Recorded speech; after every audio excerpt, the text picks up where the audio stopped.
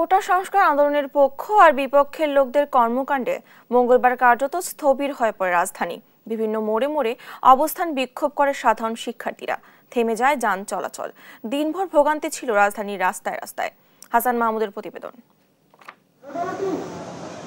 মঙ্গলবার সকাল থেকেই রাজধানীর বিভিন্ন সড়কে অবস্থান নিতে থাকে কোটা সংস্কার আন্দোলনের কর্মীরা। দুপুরের আগেই বাড্ডা, নতুন বাজার, উত্তরা, রাজলক্ষ্মী, শান্তিনগর, মিরপুর ও সায়েন্স ল্যাবে সড়ক অবরোধ করে বিক্ষোভ শুরু করেন শিক্ষার্থীরা।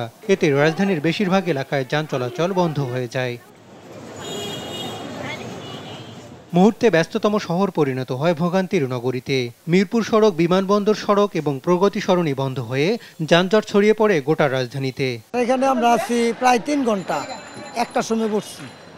3 ঘন্টা হয়েছে এখানে কোনো দিকে যাইতে পারি না। জরুরি প্রয়োজনে বাইরে বের হয়ে বিপাকে পড়েন সাধারণ নগরবাসী। আমরা ভাই 3 ঘন্টা ধরে দাঁড়ায় আছি এই মিটিং মিছিলের দ্বারা। আমরা প্রত্যেক দিন হস্তনস্ত্র মধ্যে আছি। ঘন্টার পর ঘন্টা একই স্থানে দাঁড়িয়ে থেকে গন্তব্যে যেতে ব্যর্থ হয় অনেক গণপরিবহন। আচ্ছা 4 থেকে 5 দিন ধরে মনে করেন 1 টিপ 2 টিপ বাসায়, আজকে তো যা ধরছে আর পারলামই না যাইতে।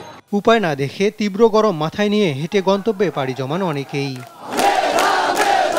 কোটা সংস্কারের দাবিতে বেশ কিছুদিন ধরে আন্দোলন করছেন বৈষম্য বিরোধী ছাত্র আন্দোলন। হাসান মাহমুদ, দেশ টিভি, ঢাকা।